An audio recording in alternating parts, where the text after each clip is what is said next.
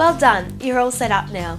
Here at the Logbook home, you'll see the number of trips you've done and the total hours you're up to. A third feature will tell you how many hours you need to drive each day in order to get your licence on the earliest possible date.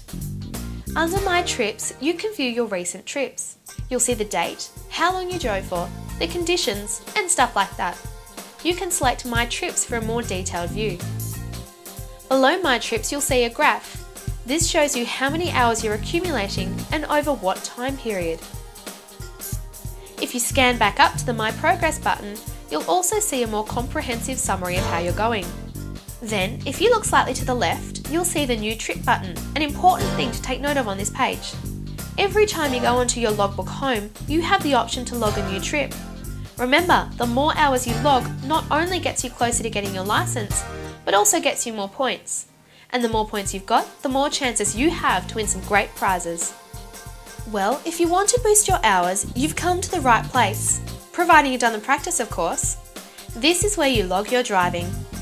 The first thing to do is to establish the duration of the trip. You'll need to select the start date and time, and then you have the option of entering either the duration or the end time.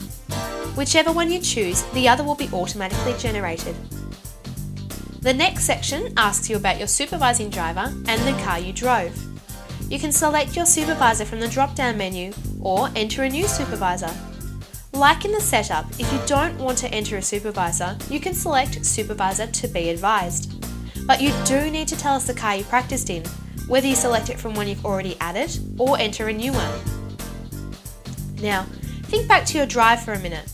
The next section asks about the weather conditions and road types. The more accurate the data you enter, the better the feedback we'll be able to give you. Similarly, the last section asks you about the traffic conditions and activities you performed on the road. Feel free to select more than one option if applicable.